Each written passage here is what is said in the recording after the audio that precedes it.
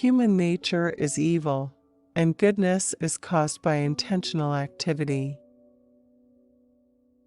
The petty man is eager to make boasts, yet desires that others should believe in him. He enthusiastically engages in deception, yet wants others to have affection for him. He conducts himself like an animal, yet wants others to think well of him.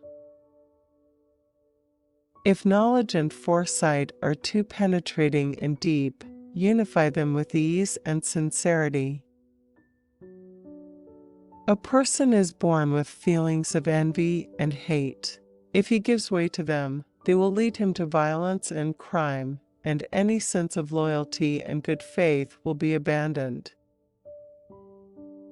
The person attempting to travel two roads at once will get nowhere. When people lack teachers, their tendencies are not corrected. When they do not have ritual and moral principles, then their lawlessness is not controlled. A person is born with desires of the eyes and ears, and a liking for beautiful sights and sounds. If he gives way to them, they will lead him to immorality and lack of restriction, and any ritual principles and propriety will be abandoned. A person is born with a liking for profit. Music is a fantastic peacekeeper of the world. It is integral to harmony, and it is a required fundamental of human emotion. Whether the gentleman is capable or not, he is loved all the same. Conversely, the petty man is loathed all the same. Pride and excess bring disaster for man. Since the nature of people is bad, to become corrected they must be taught by teachers, and to be orderly they must acquire ritual and moral principles. If the impulse to daring and bravery is too fierce and violent, stay it with guidance and instruction. Those whose character is mean and vicious will rouse others to animosity against them. I say that human nature is the original beginning and the raw material, and deliberate effort is what makes it patterned, ordered, and exalted. Therefore, a person should first be changed by a teacher's instructions and guided by principles of ritual. Only then can he observe the rules of courtesy and humility, obey the conventions and rules of society, and achieve order.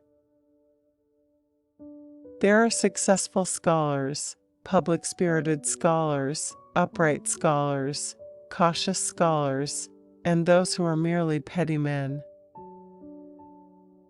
Sacrifices are concerned with the feelings of devotion and longing.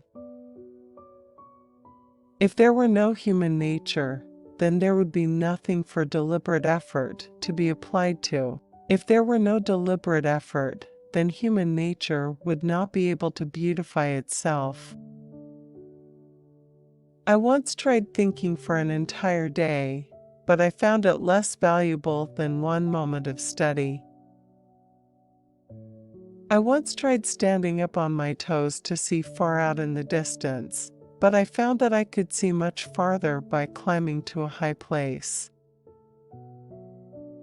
When you concentrate on agriculture and industry and are frugal in expenditures, heaven cannot impoverish your state. Human nature refers to what is in people, but which they cannot study or work at achieving. Human nature and deliberate effort must unite, and then the reputation of the sage and the work of unifying all under heaven are thereupon brought to completion.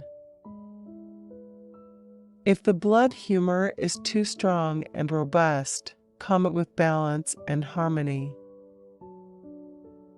In order to properly understand the big picture, everyone should fear becoming mentally clouded and obsessed with one small section of truth.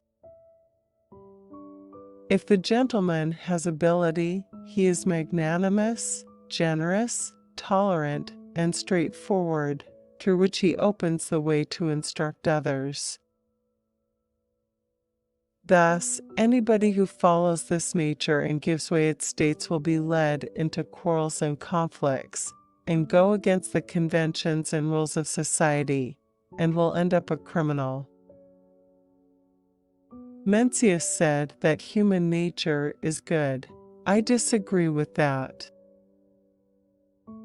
Now it is human nature to want to eat to one's fill when hungry, to want to warm up when cold, to want to rest when tired. These all are a part of people's emotional nature. The coming of honor or disgrace must be a reflection of one's inner power. Human nature is what heaven supplies. The rigid cause themselves to be broken, the pliable cause themselves to be bound.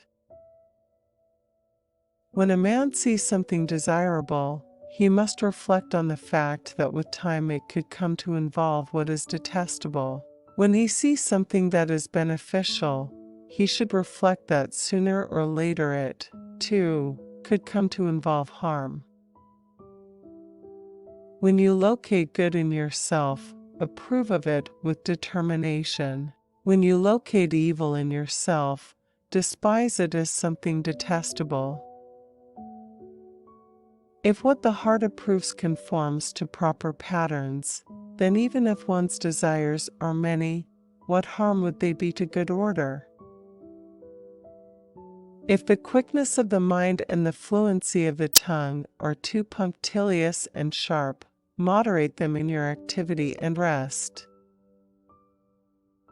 Quarreling over food and drink, having neither scruples nor shame, not knowing right from wrong, not trying to avoid death or injury, not fearful of greater strength or of greater numbers, greedily aware only of food and drink, such as the bravery of the dog and boar.